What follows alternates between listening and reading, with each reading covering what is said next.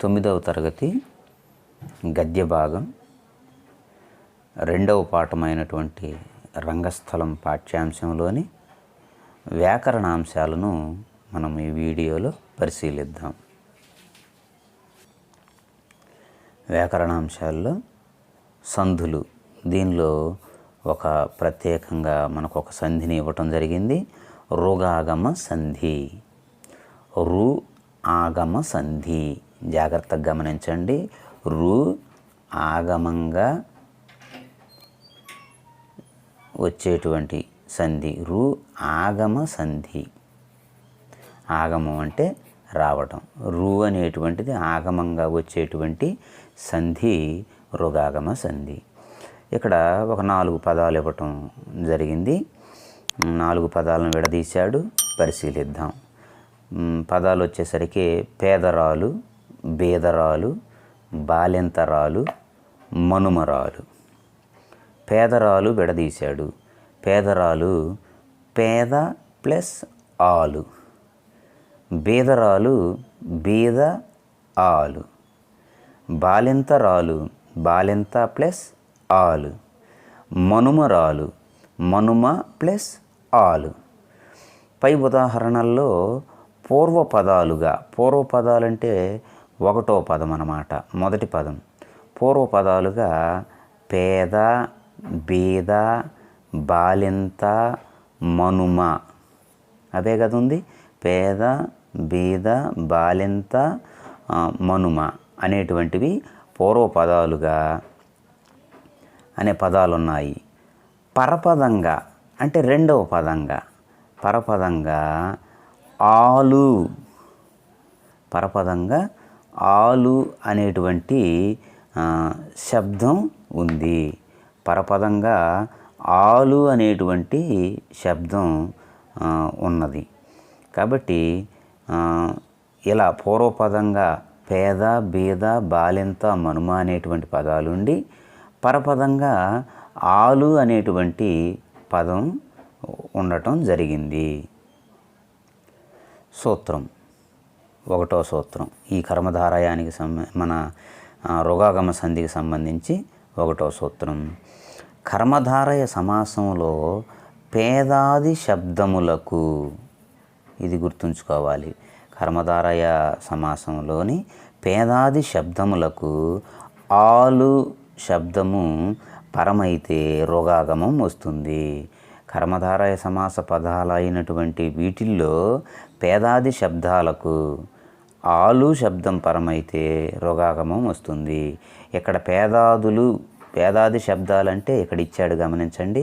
పేద, బీద, ముద్ద, బాలింత, కొమ, గొట్టు, ఐదవ, మనుమ ఇలాంటి మొదలగు పదాలను పేదాదులు అంటారు. అదే పేదాది శబ్దములు. అలాంటి శబ్దాలకు పేద, బీద, ముద్ద, బాలింత ఇలాంటి శబ్దాలకు ఆలు శబ్దం పరమైతే రుగాగమం వస్తుంది. ఇక్కడ ఉదాహరణలు ఇచ్చాడు, గమనిద్దాం. ఉదాహరణల్లో పేద ప్లస్ ర్ ఆలు, పేద ప్లస్ ర్ ప్లస్ ఆలు పేదరాలు. పూర్వపదంగా పేదాది శబ్దాల్లో ఒక పదం ఉంది. పరపదంగా ఆలు అనేటువంటి శబ్దం పరమయ్యింది. పేద ప్లస్ ఆలు పేదరాలు. రా అనేటువంటిది ఆగమంగా వచ్చింది కాబట్టి రుగాగమ సంధి అనబడుతుంది. రుగాగమ. ర్ అనేటువంటిది ఆగమంగా వచ్చింది. ఆగమ సంధుల్లో ఇది ఒక సంధి అన్నమాట. ర్ అనేటువంటిది ఆగమంగా వచ్చేటువంటి సంధి. విడదీసినప్పుడు ఉండదు. పేద ప్లస్ ఆలు. ఇప్పుడు చూడండి, పేద ప్లస్ ఆలు విడదీసినప్పుడు ర్ అనేటువంటిది లేదు. కానీ కలిపినప్పుడు పేదరాలు. బీద ప్లస్ ఆలు ర్ అనేటువంటిది లేదు. కలిపితే బాలింత ప్లస్ ఆలు బాలింత రాలు. మనుమ ప్లస్ ఆలు మనుమ రాలు. కాబట్టి ర్ అనేటువంటిది ఆగమంగా వచ్చే సంధి రుగాగమ సంధి అంటారు దీన్ని. అలాగనే బాలింతరాలు బాలింత ప్లస్ ఆలు మనుమరాలు మనుమ ప్లస్ ఆలు. కాబట్టి ఒకటో సూత్రం ప్రకారం కర్మధారయ సమాసంలో పేదాది శబ్దాలంటే ఇవి పేద బీద ముగ్ధ బాలింత కొమ గొట్టు ఐదవ మనుమ ఇలాంటి వాటిని పేదాది శబ్దములకు ఆలు శబ్దం పరమైతే రుగాగమం వస్తుంది. ఇది మొదటి సూత్రం. రెండవ సూత్రం వచ్చేసరికి కర్మధారయ సమాసంలో తత్సమ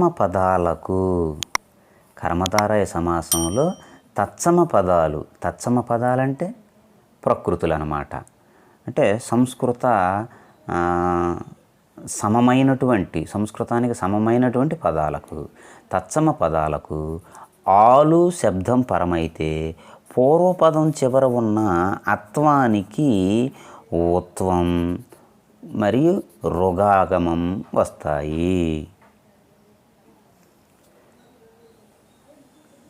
తత్సమ పదాలకు కర్మధారయ సమాసంలోని తత్సమ పదాలకు ఆలు శబ్దం పరమైతే మొదటి సూత్రంలో కూడా ఆలు శబ్దం ఉంది, మీరు జాగ్రత్తగా గమనించాలి.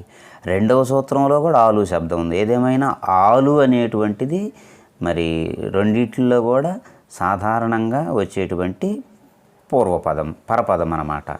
ఆలు శబ్దం పరమైతే పూర్వపదం చివర ఉన్నటువంటి అత్వానికి పూర్వపదం చివర అత్వం ఉంటే అంటే ఉదాహరణకు చూడండి, ధీర పూర్వపదం చివర ఆ ఉంది అత్వం, గుణవంత ఆ ఉంది, విద్యావంత ఆ ఉంది.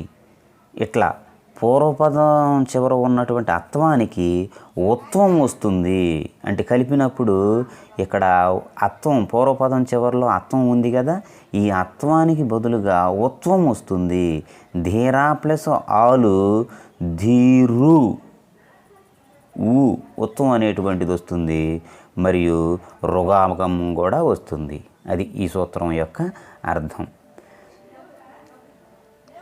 కాబట్టి ఇక్కడ కొన్ని ఇవ్వటం జరిగింది, గమనిద్దాం. ధీర ప్లస్ ఆలు ధీరురాలు, ధీర ప్లస్ ఆలు ధీరురాలు. గుణవంత ప్లస్ ఆలు. సరే, మీరు ఇవి కన్ఫ్యూజ్ అవుతారు అని అనుకుంటే వీటిని తీసేయండి, ఇవి మీకు ఇబ్బందిగా ఉంది అని అనుకుంటే. గుణవంత ప్లస్ ఆలు, గుణవంత అత్వం ఉంది, అదే కదా ఇక్కడ చెప్పబడింది. ఇదిగో అత్వం అనేటువంటిది, ఈ అత్వానికి ఉత్వం రావాలి. గుణవంత ఆ అత్వం ఉంది, కలిపినప్పుడు గుణవంతు అనేటువంటిది ఉత్వం వస్తుంది, రాలు రుగాగము వస్తుంది.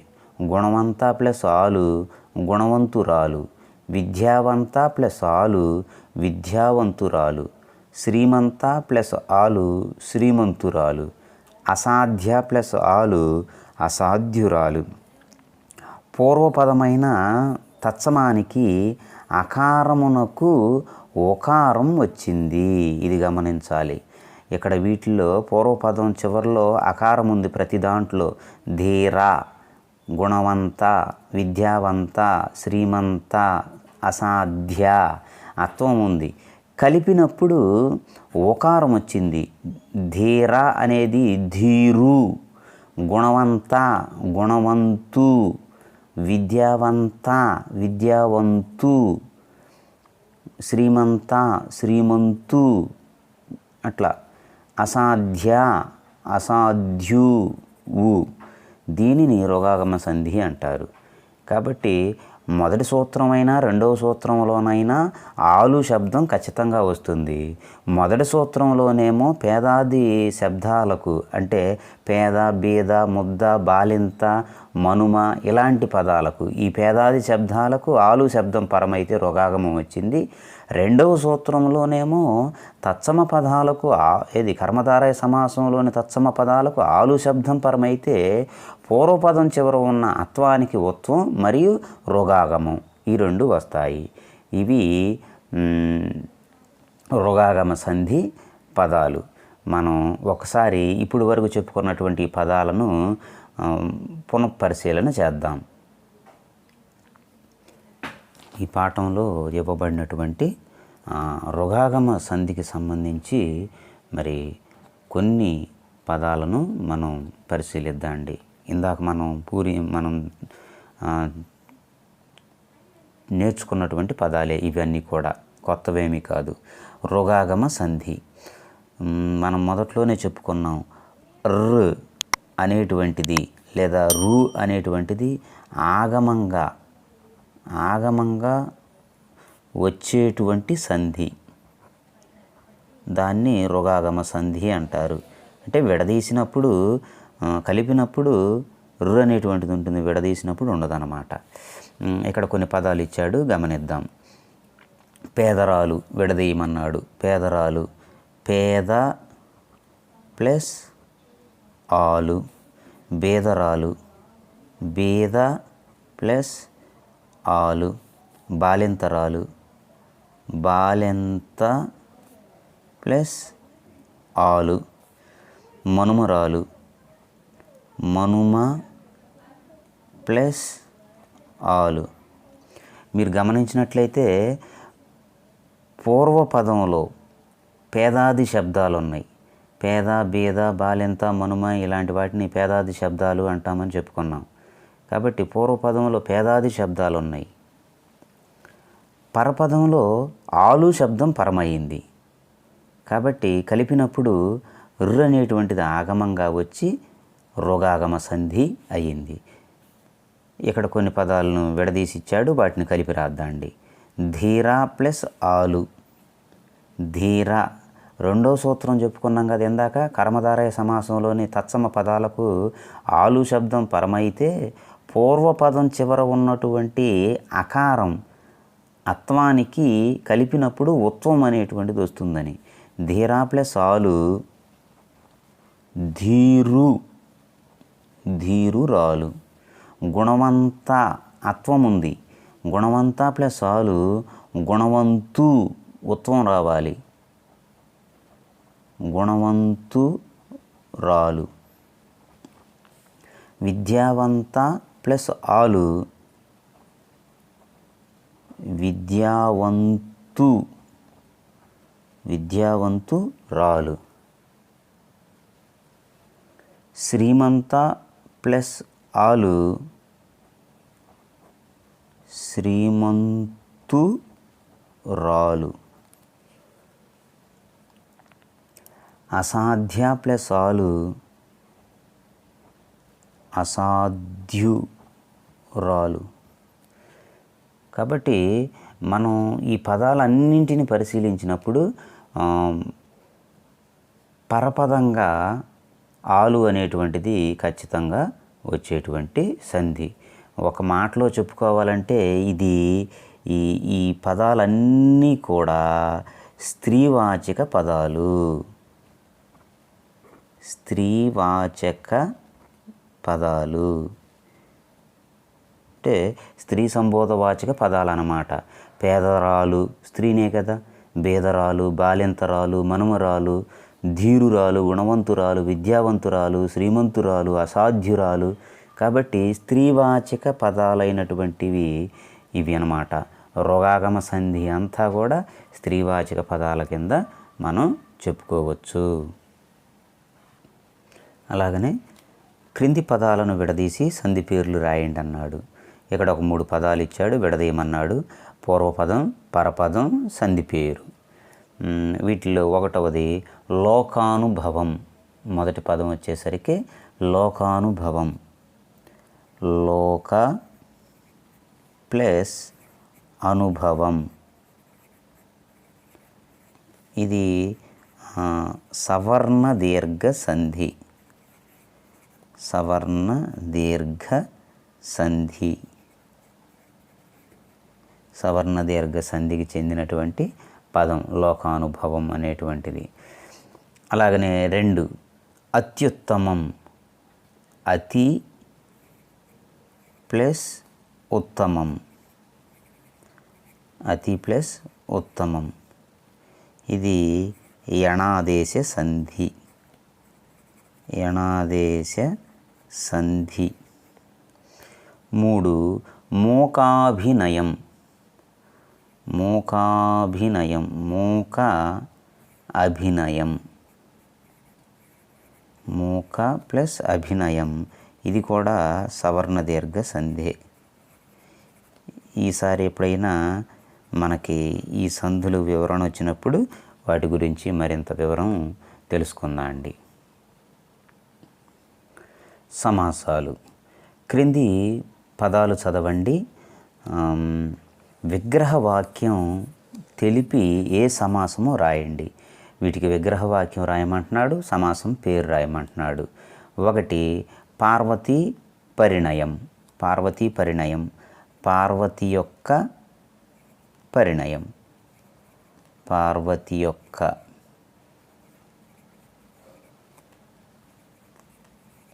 పార్వతి యొక్క పరిణయం.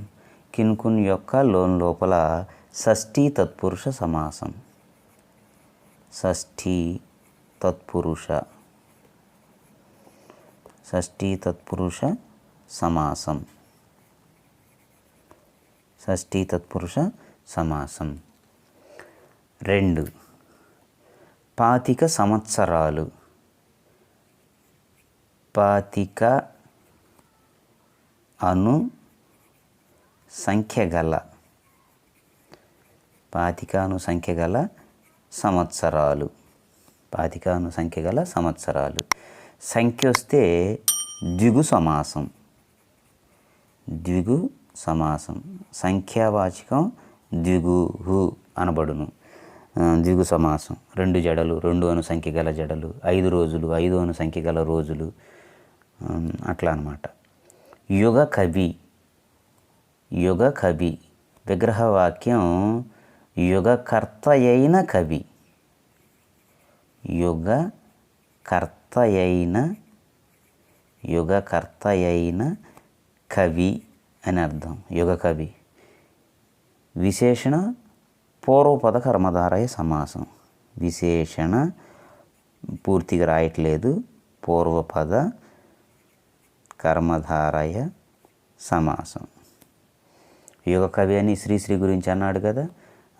మన పాఠంలో వచ్చింది కన్యాశుల్కం నాటకం గురించి. శ్రీశ్రీ అంటాడు యుగ కవి అనే యుగ కవి అయిన శ్రీశ్రీ అని ఉపయోగించబడింది. తర్వాత మయసభ. మయసభ మయునిచే నిర్మించబడిన సభ. మయునిచే నిర్మించబడిన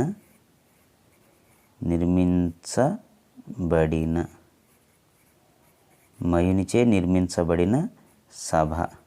మయునిచ్చే చేతంచెన్ తోడంతోన్. తృతీయ తత్పురుష సమాసం ఇది.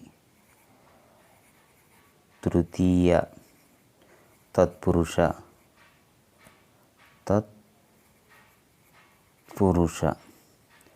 తృతీయ తత్పురుష సమాసం. ఇవి ఇవ్వబడినటువంటి 4 సమాస పదాలు.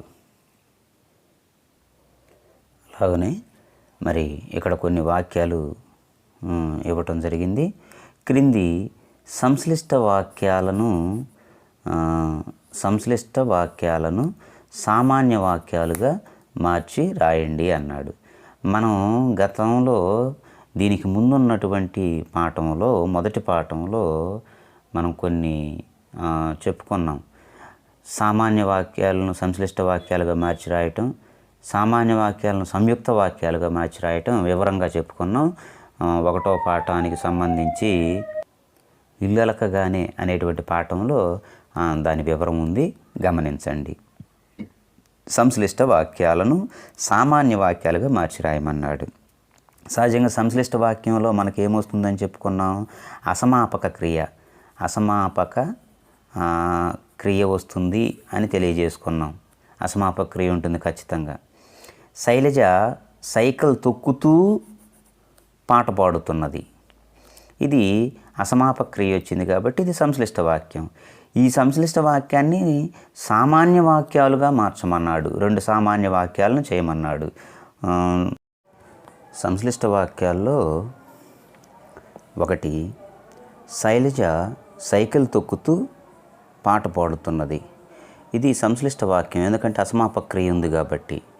ఈ సంశ్లిష్ట వాక్యాన్ని సామాన్య వాక్యాలుగా మార్చి రాయమంటున్నాడు. అసమాపక క్రియ అనేటువంటిది ఖచ్చితంగా ఉంటుంది సంశ్లిష్ట వాక్యంలో. సామాన్య వాక్యాలుగా రాసేటప్పుడు ఇలాంటి అసమాపక క్రియను సమాపక క్రియగా మార్చి రాయవలసి ఉంటుంది. శైలజ సైకిల్ తొక్కుతూ పాట పాడుతున్నది. శైలజ సైకిలు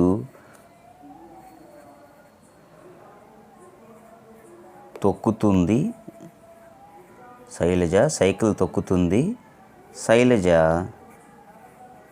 పాట పాడుతుంది. పాట పాడుతున్నది. పాట పాడుతున్నది. రామారావు అన్నం తిని పడుకున్నాడు. రామారావు అన్నం తిన్నాడు. ఈ అసమాపక క్రియను సమాపక క్రియగా మార్చాలి. రామారావు అన్నం తిన్నాడు.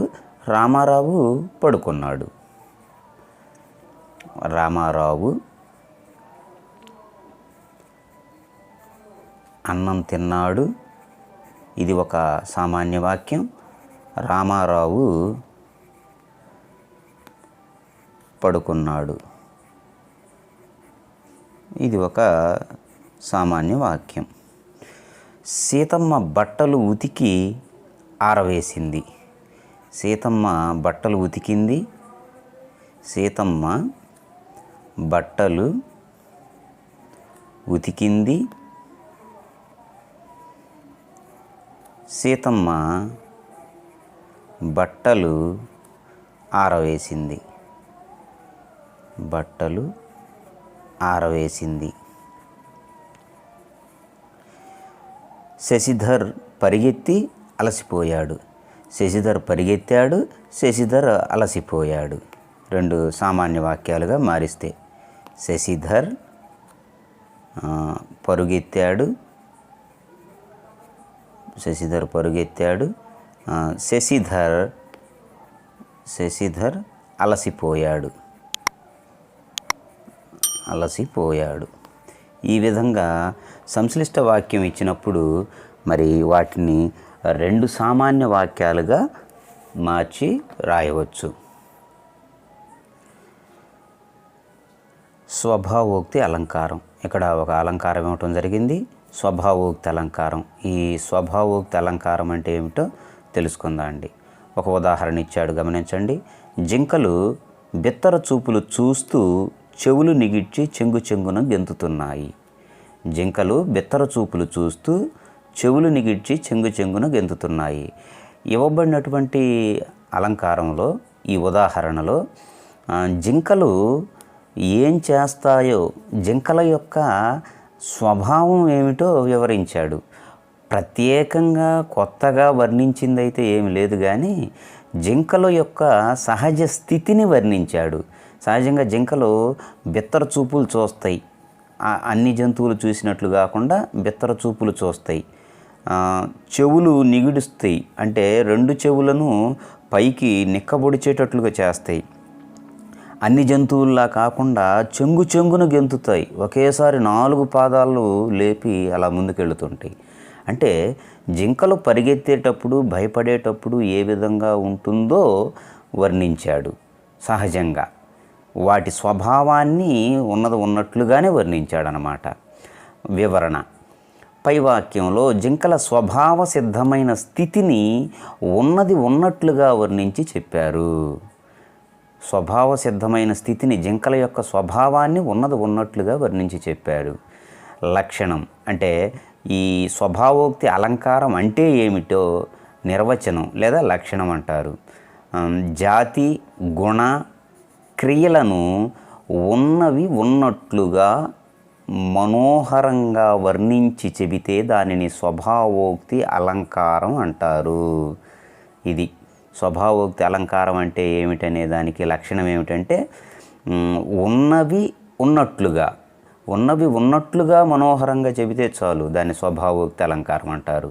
పై ఉదాహరణల్లో జింకల స్థితిని అవి పరిగెత్తేటప్పుడు భయపడేటప్పుడు ఎలాగుంటాయో ఉన్నది ఉన్నట్లు వర్ణించాడు. ఇదే విధానంలో ఇక్కడ కొన్ని ఉదాహరణలు ఇచ్చాడు, గమనిద్దాం. ఈ ఉదాహరణ, ఈ అలంకారాన్ని చాలా తేలిగ్గా గుర్తుపెట్టుకోవచ్చండి. ఉన్నది ఉన్నట్లుగా వర్ణించి చెబితే కొత్తగా ఏమీ వర్ణించాల్సిన అవసరం లేదు. వాటి సహజ స్థితిని ఉన్నది ఉన్నట్లుగా మనోహరంగా చెబితే దాన్ని స్వభావోక్తి అలంకారం అంటారు. ఉదాహరణ, చల్లని గాలికి పూల తోటలోని మొక్కలు తలలూపుతున్నాయి. చల్లని గాలికి పూల తోటలోని మొక్కలు, సహజంగా పూల తోటలో మొక్కలు గాలికి తలలూపుతుంటాయి. ఇందులో పెద్ద వర్ణన కూడా ఏమి లేదు, సహజమైన స్థితి, ఉన్నది ఉన్నట్లుగానే వర్ణించాడు. కాబట్టి ఈ పాదంలో, ఈ వాక్యంలో గల అలంకారం స్వభావోక్తి అలంకారం. ప్రకృతి రమణీయతకు రెండవది, ప్రకృతి రమణీయతకు పరవశించి నెమళ్ళు పురివిప్పి నాట్యం చేస్తున్నాయి. నెమళ్ళు పురివిప్పి నాట్యం చేయటం సహజమే, కాబట్టి ఉన్నది ఉన్నట్లు వర్ణిస్తున్నాడు. ప్రకృతి రమణీయతకు పరవశించి నెమళ్ళు పురివిప్పి నాట్యం చేస్తున్నాయి. కాబట్టి ఈ వాక్యంలో కూడా అలంకారాన్ని ఏముందని ప్రశ్నిస్తే స్వభావోక్తి అలంకారం. కొండపై నుండి జాలువారుతున్న సెలయేటిలో, కొండపై నుండి జాలువారుతున్న సెలయేటిలో మీనములు మేనుమరచి గెంతుతున్నాయి. మేను అంటే శరీరం, మీనములు అంటే తెలుసు కదా, చేపలు. కొండపై నుంచి జాలువారుతున్న సెలయేటిలో మీనములు మేనుమరచి గెంతుతున్నాయి. చేపలు తమ శరీరాలను మర్చిపోయి ఆహ్లాదంగా గెంతుతూ ఉన్నాయట. ఉన్న స్థితే, సహజమైనటువంటి స్థితి. చేపలు నీటిలో ఆడుకుంటున్నాయి అని చెబుతున్నాడు అన్నమాట. కాబట్టి ఉన్నది ఉన్నట్లుగా మనోహరంగా చెబితే దానిలో స్వభావోక్తి అలంకారం ఉందని గమనించాలి. 4, మంచు కొండలలో ముంచే మంచును తట్టుకుంటూ సైనికులు పహరా కాస్తున్నారు అంటే కాపలా కాస్తున్నారు. మన భారతదేశ సైనికుల యొక్క సహజ స్థితి హిమాలయ పర్వతాల్లో ఆ మంచు కొండల్లో ముంచే మంచును తట్టుకుంటూ సైనికులు పహరా కాస్తున్నారు. కాబట్టి ఉన్న స్థితినే వర్ణించాడు. ఇలా ఉన్నది ఉన్నట్లుగా చెబితే దాన్ని స్వభావోక్తి అలంకారం అంటారు. దానికి చక్కటి ఉదాహరణ, జింకల బిత్తర చూపులు చూస్తూ చెవులు నిగిడ్చి చెంగు చెంగున గెంతుతున్నాయి. ఇలాంటివి మనం సహజమైనవి కూడా కొన్ని చెప్పుకోవచ్చు. మా ఇంట్లోని కోడి పొద్దున్నే ఇంటిపైకెక్కి రెక్కలు విప్పార్చి కొక్కురుకోయని పెద్దగా కూసింది. సహజంగా కోడి ఉదయాన్నే లేచి చేసేటువంటి చేష్టలు అవే కాబట్టి ఉన్నది ఉన్నట్టుగానే చెప్పబడింది. కాబట్టి ఇప్పుడు నేను చెప్పినటువంటి ఆ ఉదాహరణలో కూడా స్వభావోక్తి అలంకారం అనేటువంటిది ఉన్నది. కాబట్టి ఇది స్వభావోక్తి అలంకారం యొక్క ఉదాహరణలు మరియు దాని లక్షణములు. ఇంతటితో మరి 2వ పాఠానికి సంబంధించినటువంటి వ్యాకరణాంశాలు పూర్తి చేయబడ్డాయి.